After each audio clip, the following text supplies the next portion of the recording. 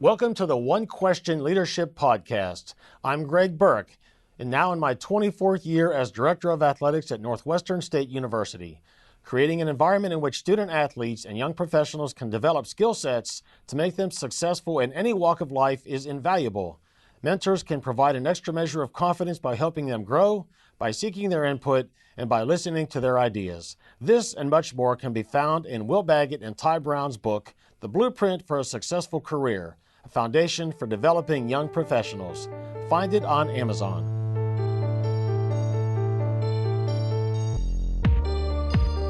Greetings, this is Ty Brown and welcome to the One Question Leadership Podcast, where we highlight executive and organizational leadership. Be sure to follow us on Twitter at 1Q Leadership. Our guest today is Dr. Eric Laudano. Eric is the Senior Associate Athletics Director for High Performance at St. Joseph's University. Greetings, Eric. I'm glad to have you on the podcast again. Thank you, Ty. Great to be here again. Now, of course, Eric, last time we talked, we were talking about the position you are in there, and I had both you and Jill on talking about why that position was important in terms of being a centrally located leader to talk about student athlete health and well-being. And since we recorded that, I've got to know you a little bit. We were at the Sloan Sports Analytics Conference, and it's interesting to me when you have somebody like that on campus, how useful you are.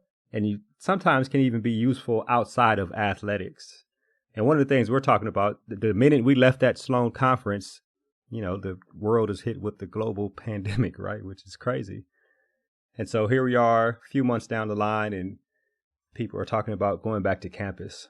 And I imagine that campuses, as well as people in athletics, are working on some type of plan for coming back to campus for student athletes, for the staff, for coaches, and everything like that. You mentioned to me a couple of days ago that you're working on what's called a return to activity plan. And I wonder what goes into putting something like that together. Is it a document? Is it a whole strategy? Are you working with campus? Is it living and breathing? Does it have a period at the end? Like, talk to me about the return to activity plan that you're working on there at St. Joseph's. Yeah, well, if I can reflect back to the Sloan conference we were at, I think that was the beginning of the COVID-19 kind of start of everything. And it seems so long ago, and we were having conversations back then about what this may look like in the future. And if I look back, it looks like the future is now. And so, as you stated, last time we were on, Jill and I were talking about my position and the needs of the position and why it was necessary and how common it's become in college athletics. And I think, one of the main responsibilities of this position is to lead in such a time like this. And it's important to be lockstep with the director of athletics and others on campus. And so really what we've put together is a plan for return to activity. And a lot goes into putting the plan together. And really when I started this plan, I took ownership in making sure that I was leading the department with this plan while also collaborating with Jill, our athletic director, other members of the athletics department, the executive team, and then also folks on campus, which include our vice president for student life, our student health director, housing, campus safety, working really closely with our team physicians and talking to them on a very steady basis. And this plan really, although not finalized yet, and probably not too different than what other athletic departments are doing across the country, this is a living, breathing document. It will continue to be a living, breathing document as things change, both related to the virus itself, based off of CDC recommendations, based off of government guidelines, based off of NCAA best practices and recommendations and rules. And so I think, we're at kind of the final stages of putting it together, although it's not finalized. We ironically just had a phone call prior to this call, myself and Jill and members of the executive team with members of campus, just to talk through scenario planning, talk through dates that we have in mind, but we haven't already solidified, just to educate the campus as to what's happening in athletics and where we are in our process with this document so that they have input, but also they can support us. And also we can have communication back and forth onto what's prudent, what makes sense, and what's safe without rushing this.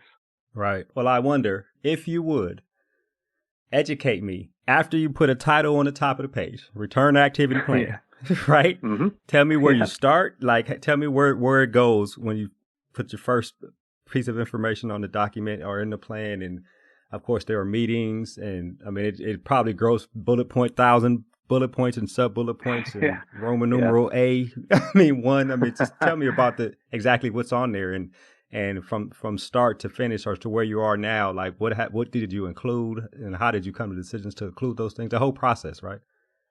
Yeah, I think it's a great question. So it's literally how I started, with a blank Google Doc. And I put the title up there, and I titled it, I think my original title was Athletics Activity Resumption Process. And then I probably have had multiple revisions since then. Right. But really, when I started this, at first I was like, wow, this is a lot. Like, I have a lot to do, and I got to get this out there, and I got to make sure I get it right. Then after a few minutes, I go and I reflect, and I say, well, no one's perfect, and no one's gone through this before. We're all in this boat together, and there's really no quote manual of how to do this. And so that kind of settled my mind. And then I went back and I really looked at what was currently out there when I started this. I probably started this about a month, maybe a month and a half ago. And I took, I read a lot. I did research on what was out there from Olympic organizations or professional organizations, or the White House resumption of activities, reopening America again. And so I looked at industry specific documents that were out there. I looked at government documents that were out there.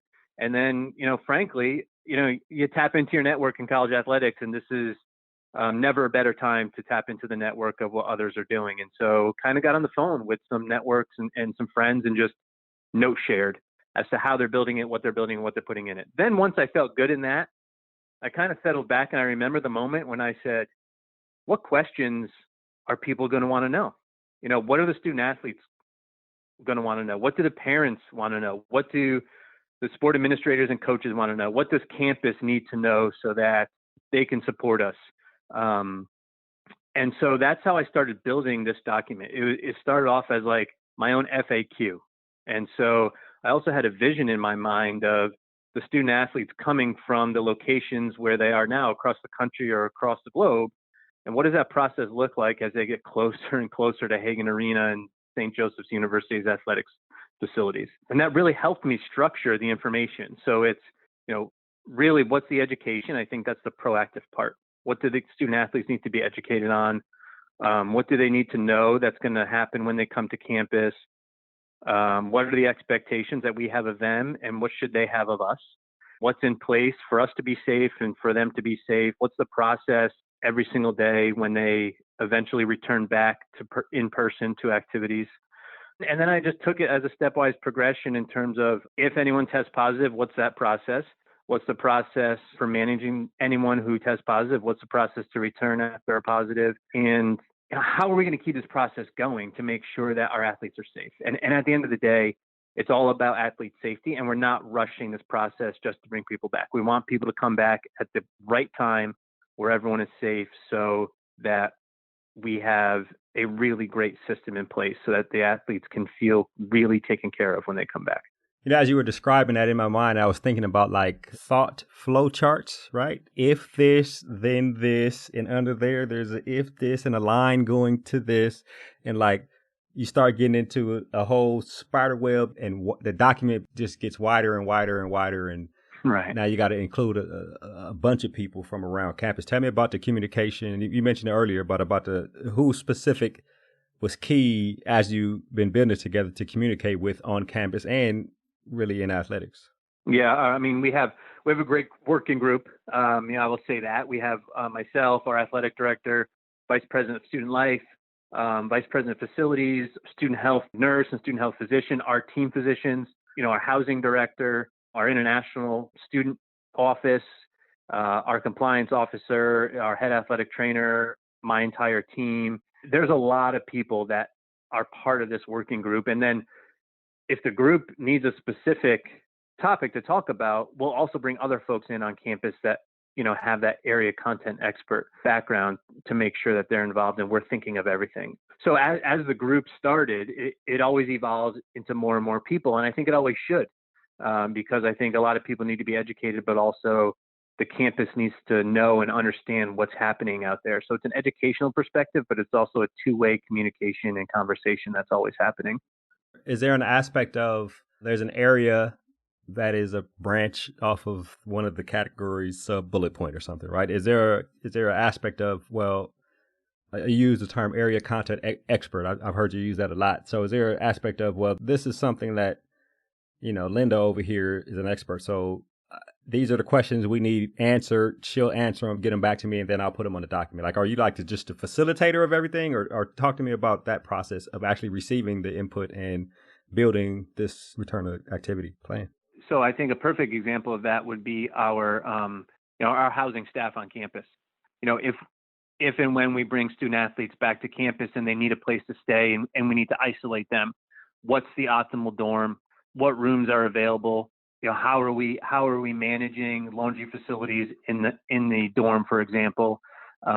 What resources are available from student life and from housing? What's happening with campus dining, on-campus dining? How are we making sure they're being fed the safe way through grab and goes or through single wrapped individual foods? So I think that's an example of kind of the campus experts that we bring in when we need to know how things may potentially unfold or need to unfold, and how the university can support us. And we also need to know, what is the university able to do? We don't want the university to think that we are, kind of going off on our own. We want them as partners. So we need to know what's available and what's not available. And I think that's one perfect example of that. Right. And then when you talk about internally in athletics, talking to coaches and talking to those type of folks, tell me about the information gathered from coaches or information provided to coaches as you put this together. Yeah, I mean, our coaches have been exceptional through this whole process, understanding and patient and really following our lead and asking the appropriate questions at the appropriate time. I think, we provide the information to them as we get the information. As the information is fluid from everywhere every day. Something may potentially change. And so we try to communicate as quickly and as openly as we can. And we also provide an opportunity for our coaches to ask any questions, to be sure that they're equipped with the information in case a student athlete or parent reaches out to them or recruit reaches out to them. And so the dynamic that we have with our coaches related to this and the resumption of activity, and the reality is that it's not going to look normal when we come back. And just saying it's not going to look normal is not enough. And so it's important to educate what that means. In the beginning, it may look like a smaller amount of student athletes and a limited space with the physical distancing requirements, all the standards that everyone is working through and everyone knows about. And then as this evolves, or as potentially a vaccine evolves or something else comes out so that everyone can feel safer and can be healthier, I think that's when we go into the phases of like, how do we increase and ramp back up to what, quote, normal used to look like. So, the communication is the key part in all of this. And at the end, when this document that we're working on is finalized and this plan is ready to go, I mean, we're very transparent. So we don't have a problem sharing this with our coaches and our internal people as to what this looks like and what's involved in it. Right. I have a couple more questions here, then we'll wrap. The first question is challenges. Nothing is perfect ever. And when you're working on something, something's going to happen. Right. And so talk to me about the challenges in putting something like this together. Right. I imagine trying to figure out what's going on with the virus in the next 3 weeks to 2 months is probably a big challenge. But as you put it together, what type of maybe snags or what have you found difficult to overcome, and you've had to overcome, because that's, obviously that's what you're hired for. So talk to me a little bit about the challenges in putting this together. Yeah, I mean, I think one of the biggest challenges is just potentially overthinking, right? I mean, it's like you want to make sure that you're capturing everything to include into this plan so you don't forget anything. And then sometimes when these plans are put together, you start to overthink. So that's been a challenge for me personally. I've just had to step back from the document literally and go do something else so that my brain can reset and I can come back and be refreshed. I think, another challenge is, as you stated, keeping up with the evolving news related to the virus itself, but also to what's happening from the NCAA level and the conference level, and then obviously the institutional level, and then paying attention to the government guidelines, both, nationally and then state, local, and county. Is not that it's a challenge. It's just a lot to make sure that you stay on top of, which is a global challenge, right? And then as we get that information, I populate it into this plan and I try and put it into correct either phase or under the correct question or correct header so that it's not confusing. And so what I also want to make sure is that this plan doesn't look like it's so long and long-winded that no one reads it or no one can understand it. So that's also the challenge, to make it direct and succinct too, so it can be followed the way it needs to be followed. Yeah, that's important. And you mentioned earlier about when this is finalized, but you've also mentioned that it's a living and breathing document. How do you know when to say, Right. Jill, this is what we have? Like, let's move forward. Like, at what point? Because obviously, it seems like information will keep coming. Like you said, overthinking. You will keep looking at things and say, well, maybe this process can be tweaked a little bit. Like, how will you know when you're ready to move forward? Yeah, I mean, I feel like I'm there now, to be candid, as at this date and time. Innately, I have an intuitive kind of feeling that I get when it's like, okay, like the news has slowed down a little bit potentially, and things are looking a bit more optimistic, and people are ready, and that's when I kind of feel like it's nearing its end. Then it's time to share that with the appropriate people and the appropriate sign-offs by legal team, and there will be feedback that comes back to make sure that we are in line with everything. And then I think once the reviews happen internally and we get kind of feedback from legal counsel and others, that's where I feel like it's almost at the 99.9% finalization phase, knowing it's never final. Then from there, as we get more information from government, CDC, NCAA, et cetera, and we need to add something, then that's the time where, in my mind, I feel like that's where we're in the continual editing form as things evolve, knowing that everyone knows it's never final. Right, exactly. Everybody understands that. Essentially, though, I guess wrapping up here, you are creating something that will be the playbook for when student athletes return to campus, when they return to facilities, when they return to practice, and all those things. And it is a reference book for people to refer to. Hey, this is how we say we're going to handle it. Let's do it, execute. Everybody's on the same page. Let's go. Is that correct? 100%. It's that, but it's also all the way on the front end of the process as well, right? Like, here's what we have in place. Here's what's going to happen. Here's the expectations. Here's what we've outlined. We work through it when activity resumes. And then to your point this is going to be our reference to make sure we're staying on top of this. This doesn't get ahead of us, and that we always have something to go back to make sure that we're staying true to what we put together, to make sure everything is safe for our student athletes and our staff.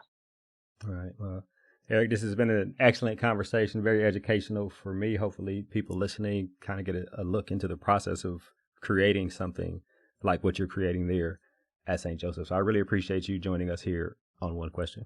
Great. Well, thanks for having me again. Always a pleasure to talk to you, Ty. That was Dr. Eric Laudano. He is the Senior Associate Athletics Director for High Performance at St. Joseph's University. And of course, this is Ty Brown with One Question. And keep in mind, the role of a leader is to create and maintain an environment that people want to be a part of. And as always, be better tomorrow than you are today.